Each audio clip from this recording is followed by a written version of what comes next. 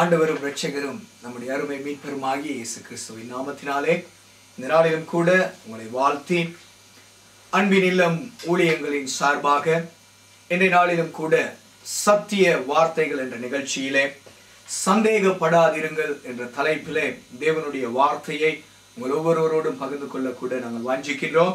கர்த்தர் நமக்கு உதவி செய்வாராக. தேவ வார்த்தைக்குள்ளே கடந்து செல்லும்படியாய் எங்களை தாழ்த்தி தேவ வார்த்தையை நேசித்த ஒரு மிசை கண்களை மூடி நாங்கள் ஜெபம் செய்வோமா? எங்களை நேசிக்கின்ற எங்கள் அருமை பிதாவை, இந்த அருமையான உன்னதமான மகிமையான நேரங்களுக்காய் எமக்கு நாங்கள் நன்றி செலுத்துகிறோம். ஐயா, நீர்தான் எங்கள் வாழ்க்கையை மாற்றினவர்.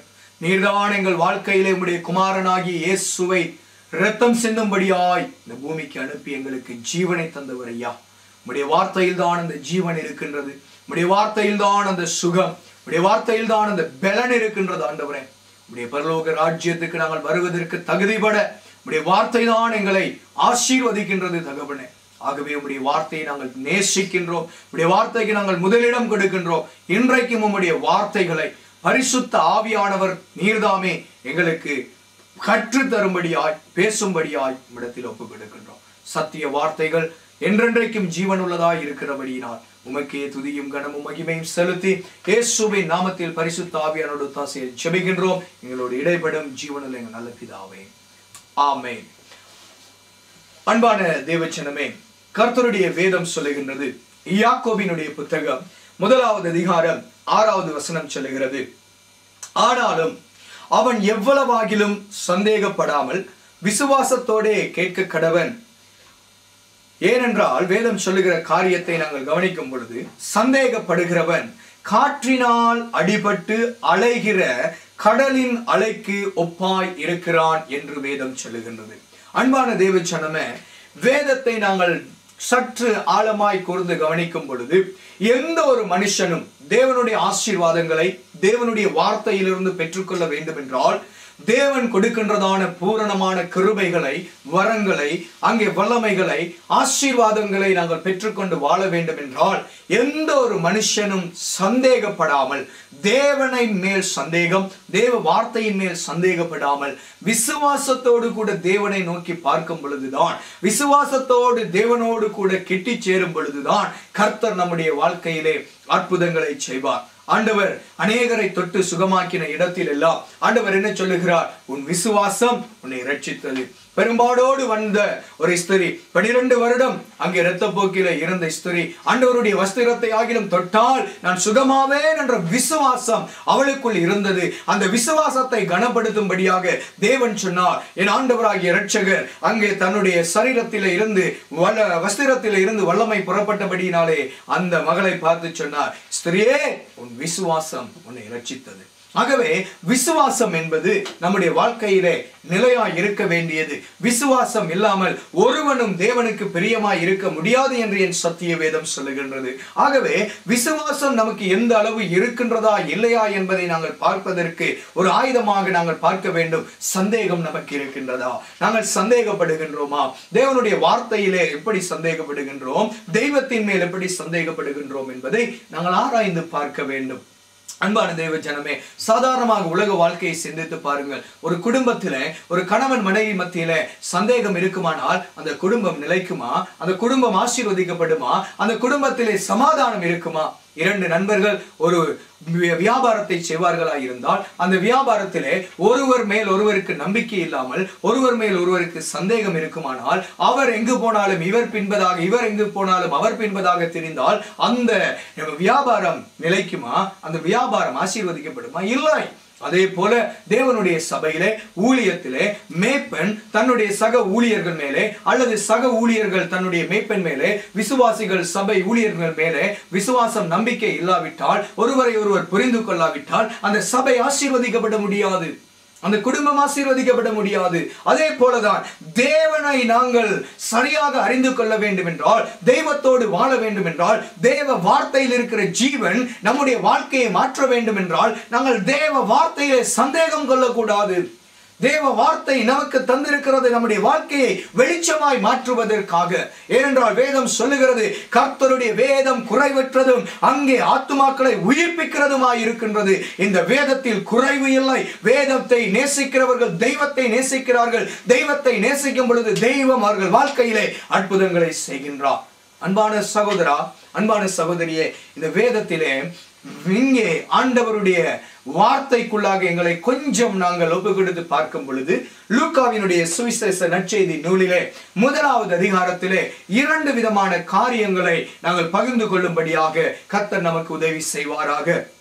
அங்கே லூக்காவின் புத்தகம் 1வது அதிகாரம் 5வது வசனத்திலிருந்து 18வது வசனம் வரை நீங்கள் தியானித்து பார்ப்பீர்கள் என்றால், அங்கே வேதம் சொல்லுகிறது, அங்கே யூதா தேசத்திலே ராஜாவாகிய ஏரோதின் நாட்களில் அபியா என்னும் ஆசாரிய வகிப்பில் சகரியா என்னும் பெயர் கொண்ட ஆசாரியன் ஒருவன் இருந்தான். அவன் மனைவி ஆரோனுடைய குமாரத்திகளில் ஒருத்தி, அவள் பேர் எலிசபெத்து என்று சொல்லுகிறது. ஒரு ஆசாரியன், சகரியா என்று சொல்லப்படுகின்ற ஆசாரியன் இருக்கின்றான். அவனுக்கு மனைவி இருக்கின்றார். அவளுடைய மனைவியின் பெயர் எலிசபெத்து என்று வேதம் சொல்லுகின்றது. இவர்கள் இருவருமே வேதம் சொல்லுகின்றபடி அவர்கள் இருவரும் கர்த்தரிட்ட சகல கற்பனைகளின் படியும் நியமங்களின் படியும் குற்றமற்றவர்களாய் நடந்து தேவனுக்கு முன்பதாக நீதி உள்ளவர்களாய் இருந்தார்கள். ஆண்டவருடைய தேவஜனமே, வயது சென்றவர்களாய் அவர்கள் இருந்தாலும் கூட, அங்கே வயதிலே முதியவர்களாய் இருந்தாலும் அவர்களுடைய வாழ்க்கையிலே தேவனுடைய கற்பனைகளின்படி, தேவ வார்த்தைகளின்படி, தேவ சட்ட திட்டங்களின்படி மோசே மூலமாக தேவன் கொடுத்ததான அந்த நியமங்கள், நியாய பிரமாணங்கள், சட்டங்கள், கற்பனைகள், விதிமுறைகளை அவர்கள் கை கொண்டு தேவனுக்கு முன்பதாக உத்தமர்களாக அவர்கள் வாழ்ந்து இருக்கின்றார்கள். வேதம் சொல்லுகிறது, அங்கே எலிசபெத்து மலடியா இருந்தபடியினாலே அவர்களுக்கு பிள்ளை இல்லாதிருந்தது. இருவரும் வயது சென்றவர்களாய் இருந்தார்கள். இருவரும் தேவ கற்பனைகளின்படி, தேவ வார்த்தையின்படி, தேவ நியமத்தின்படி உண்மையாக உத்தமமாய் கர்த்தருடைய வார்த்தையை கை கொண்டு வாழ்ந்தவர்கள். ஆனாலும் அந்த வார்த்தைகளின் வாழ்ந்திருந்தாலும் கூட அங்கே எலிசபெத்தினுடைய கர்ப்பத்தில அவள் கர்ப்பம் தரிக்க முடியாதபடிக்கு, எலிசபெத் ஒரு குழந்தையை பெற்றெடுக்க முடியாதபடிக்கு, குழந்தை செல்வம் தங்களுடைய வாழ்க்கையிலே ஆசீர்வதிக்கப்பட முடியாதபடிக்கு ஒரு தடை இருந்தது. அது என்ன? எலிசபெத்து மலடியாயிருந்தாள். அவள் மலடியாயிருந்தாள். அன்பு தேவ ஜனமே, இன்றைக்கு நம்முடைய வாழ்க்கையிலே நாங்கள் தேவ வார்த்தையை நேசித்து வாழுகிறோம், தேவனுடைய வார்த்தையை கை கொள்ளுகிறோம். ஆனாலும் எங்களுடைய வாழ்க்கையிலே பிரச்சனையாய் இருக்கின்றதே, சந்தோஷம் இல்லையே, சமாதானம் இல்லையே, குறை இருக்கிறதே, வேதனை இருக்கிறதே என்று நாங்கள் நினைத்துக் கொண்டிருக்கலாம். ஆனால் நிச்சயமாக ஒரு நாள் வரும். வேதம் சொல்லுகிறது, நிச்சயமாகவே முடிவு உண்டு, உன் நம்பிக்கை வீண் போகாது. அன்பு தேவ சகோதரா, அன்பு தேவ ஜனமே, கர்த்தருடைய வார்த்தையிலே நிச்சயமாய் உறுதியாய் தரித்திருப்போம் என்றால், நீதியின்படி உத்தமமாய் உண்மையாய் வாழ்வோம் என்றால், நிச்சயம் ஒரு நாள் முடிவு வரும். கர்த்தர் நம்முடைய வாழ்க்கையிலே ஒரு பெரிய காரியத்தை செய்வார். அன்பான தேவ ஜனமே, வேத வார்த்தையை சற்று தியானித்து பார்க்கும் பொழுது நாங்கள் கொஞ்சம் கவனிக்க வேண்டும். அங்கே மலடியாய் இருந்தால் அவர்களுக்கு பிள்ளை இல்லாது இருந்தது.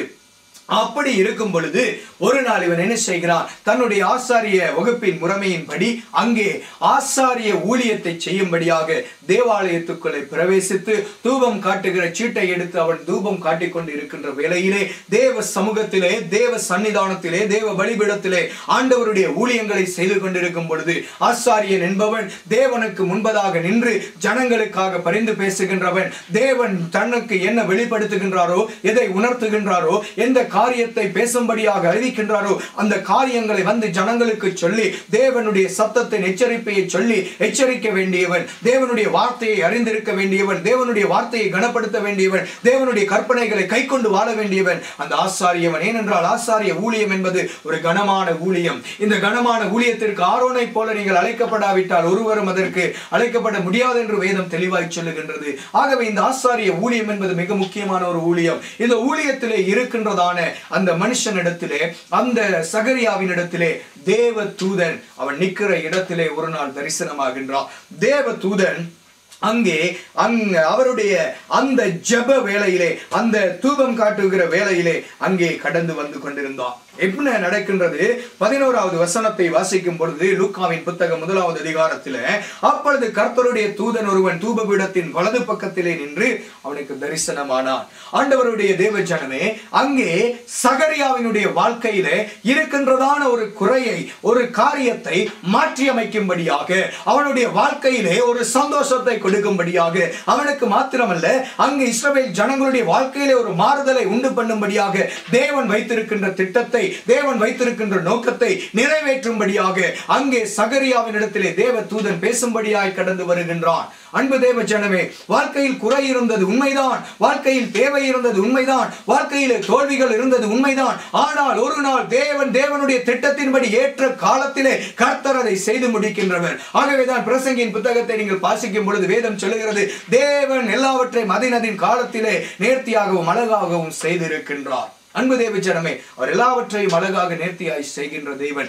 இங்கே தூபபீடத்திலே வலது பக்கத்திலே நேர்த்தியாக அழகாக குறித்த நேரத்திலே தேவன் நியமித்திருக்கின்ற காலத்திலே அங்கே தேவதூதன் கடந்து வந்து சொல்லுகின்றான். அங்கே பார்க்கும் பொழுது சகரியா அவனை கண்டு பயமடைகின்றான். உண்மைதான், வயது சென்றவன் தான். ஆனாலும் கூட தேவனுடைய ஆலயத்திலே, பலிபீடத்திலே, தேவ பிரசன்னத்திலே நிற்கிறவனாய் இருந்தாலும் கூட தேவ தூதன் தன்னுடைய அந்த வெண்வஸ்திரங்களோடு கூட வெண்மையான காரியத்திலே காண்பிக்கும் பொழுது, வெளிப்படும் பொழுது ஒரு பயம், ஒரு கலக்கம் அவருக்கு வருகிறது. ஆனாலும் கூட அவனுக்கு பயம் வேண்டாம், பயப்படாதே என்று சொல்லி கிட்டத்தட்ட 12 காரியங்களுக்கு மேலாக ஒரு காரணங்களை சொல்லி அவருக்கு ஒரு மகன் பிறப்பான் என்பதை உறுதிப்படுத்துகின்றான்.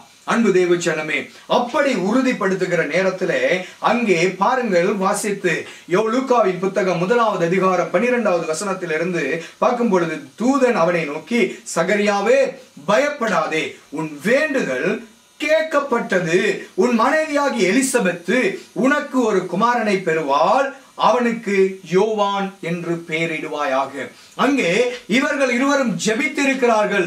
இவன் ஜெபித்திருக்கின்றான். சகரியா ஜனங்களுக்காக மாத்திரமல்ல, தனக்காகவும் தேவனை நோக்கி ஜெபம் பண்ணி இருக்கின்றான். அந்த ஜெபம் கேட்கப்பட்டது. ஜெபம் தேவ சமூகத்தில் வந்து எட்டி இருக்கின்றது. ஜெபம் கர்த்தரை நோக்கி கூப்பிடும் பொழுது, கர்த்தருக்கு முன்பதாய் நம்முடைய ஜெபம் கடந்து செல்லும் பொழுது கர்த்தர் அதை கேட்கின்றார். அதை கேட்க முடியாதபடி அவருடைய செவிகள் அங்கே மந்தமாகவில்லை, அதை பார்க்க முடியாதபடி அவர்கள் கண் குருடாகவில்லை. அவர் ஜீவனுள்ள தெய்வம், அவர் உயிருள்ள ஆண்டவர், அவர் பேசும் தெய்வம், கேட்கின்ற தெய்வம் என்பதற்கு இதெல்லாம் பெரிய உதாரணங்களாய் இருக்கின்றது. தேவச்சனமே, நாம் ஆராதிக்கின்ற தெய்வம், நாங்கள் சேவிக்கின்ற தெய்வம் இன்னார் என்பதை நாங்கள் அறிந்திருக்க வேண்டும்.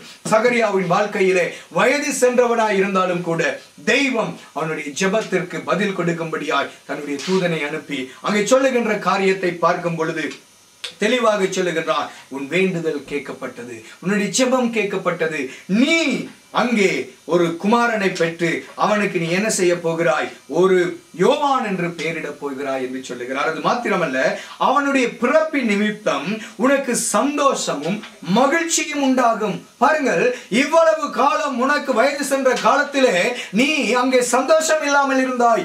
ஆனாலும் என்ன செய்திருக்கிறாய், உனக்கு குழந்தை இல்லை என்று சொல்லி முறுமுறுக்காமல், குழந்தை இல்லை என்று சொல்லி ஆண்டவரை தூசிக்காமல், ஆண்டவரை குற்றமுற்றவர் என்று சொல்லி தீர்க்காதபடிக்கு ஆண்டவருடைய கற்பனையிலே, ஆண்டவருடைய வார்த்தையிலே, ஆண்டவருடைய சத்தியத்திலே அவன் நிலைத்திருந்த தேவ மனுஷன், ஆண்டவருடைய வார்த்தைக்கு கனம் கொடுக்கின்ற ஒரு மனுஷன், ஆண்டவருடைய வார்த்தையின்படி தங்களை ஒப்பு கொடுத்து வாழுகின்றதான ஒரு அருமையான தம்பதிகளாய் இருந்தார்கள். வயது சென்ற காலத்திலும் இன்றைக்கு அநேகர் சொல்லுகிறது, எங்களுக்கு இனியெல்லாம் என்ன, வயசு போயிட்டு இன்னும் கொஞ்சம் காலம், அதுக்கு பின்பதாக நாங்க எங்க போய் விடுவோம், அங்க காட்டுக்கு போய் விடுவோம், வீடு போகிறது, காடு வாவாகிறது என்று சொல்லுவார்கள். அப்படியெல்லாம் சொல்லக்கூடாது தேவஜனமே. கர்த்தர் தான் நம்மை ஏற்ற காலத்தில் அழைக்க வேண்டும், கர்த்தருக்காக வாழ வேண்டும். வாழுகிற இந்த ஒரு வாழ்க்கை வயது சென்றிருந்தாலும் இளமையா இருந்தாலும் அது கர்த்தருக்குரியது. கர்த்தரை அதற்கு சொந்தக்காரர். கர்த்தருக்கே முதலிடம் நம்முடைய வாழ்க்கையில் இருக்க வேண்டும். ஆண்டவருடைய தேவஜனமே, அங்கே வேதம் தெளிவாய் சொல்லுகின்றது, அந்த எலிசபெத்தும் அந்த அங்கே சகரியாவும் குற்றமற்றவர்களாய் அவர்கள் இருந்தபடியினாலே அவர்களுக்கு கிடைக்கின்ற பலனை பாருங்கள். இன்றைக்கு நம்முடைய வாழ்க்கையில தேவனுடைய வார்த்தைக்கு குற்றமற்றவர்களாய் உண்மையுள்ளவர்களாய் அதை கை கொண்டு வாழுகிறோமா? கர்த்தர் ஒரு நாள் என்ன செய்வார்? வேதம் சொல்லுகின்றது, அங்கே உனக்கு சந்தோஷமும் மகிழ்ச்சியும் உண்டாயிருக்கும். யாருக்கு? இவ்வளவு காலம் நீ துக்கப்பட்டாய், வேதப்பட்டாய், கவலைப்பட்டாய், கண்ணீர் வடித்தாய், உனக்கு மனைவிக்கு அங்கே வாழ்க்கையில் ஒரு சந்தோஷமும் ஒரு மகிழ்ச்சியும் உண்டாயிருக்கும். யாரு நிமித்தம்? உன்னுடைய கர்ப்பத்திலே பிறக்க போகின்ற அந்த யோவான் நிமித்தம் உனக்கு சந்தோஷம் உண்டாயிருக்கும், உனக்கு மகிழ்ச்சி உண்டாயிருக்கும். அது மாத்திரமல்ல, அவன் பிறப்பின் நிமித்தம் அநேகர் சந்தோஷப்படுவார்கள். அன்பு தேவ ஜனமே, அவனுடைய வாழ்க்கை துக்கமாய் இவ்வளவு நேரம் இருந்தது. அநேகர் அவமானப்படுத்தி இருப்பார்கள், மலடி என்று பேசி இருப்பார்கள்.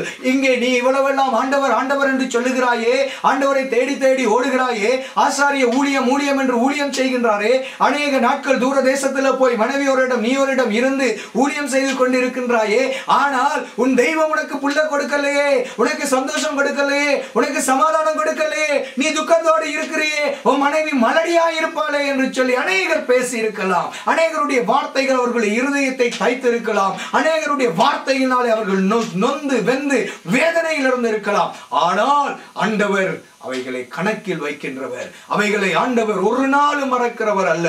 அங்கே சொல்லுகிறார், உனக்கு சந்தோஷமும் மகிழ்ச்சியும் மாத்திரமல்ல, யாரெல்லாம் விரோதமா பேசினாங்களோ அவங்களுக்கு எல்லாம் என்னப்படும்? அநேகர் சந்தோஷப்படுவார்கள், அநேகர் சந்தோஷப்படுவார். இப்படியாக அநேக காரியங்களை தொடர்ந்து நீங்க தியானிப்பீங்கள் என்றால் அங்கே 12க்கும் 15க்கும் இடைப்பட்ட காரியங்களை சொல்லியும் கூட இந்த ஆசாரியன் என்ன சொல்லுகிறான்?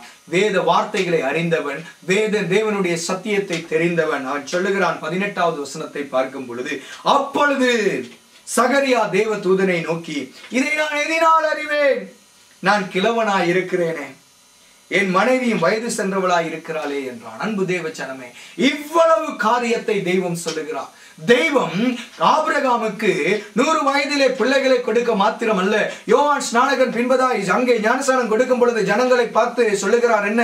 ஆபிரகாம் எங்களுக்கு தகப்பன் என்று சொல்லிக் கொள்ளாதிருங்கள், இந்த கல்லுகளினாலே ஆபிரகாமுக்கு பிள்ளைகளை உண்டாக்க தெய்வம் வல்லமை உள்ளவராய் இருக்கின்றார். ஆகவே கல்லுகளினாலும் பிள்ளைகளை உருவாக்க தெய்வத்தால் முடியும் என்பதை தேவ வார்த்தையின்படி நியாய பிரமாணங்களை இவர்கள் அறிந்தவர்கள், கற்பனைகளை அறிந்தவர்கள், தேவ கட்டளைகளை அறிந்தவன் இருந்தாலும் என்ன சொல்லுகிறான்? சந்தேகம், சந்தேகம்.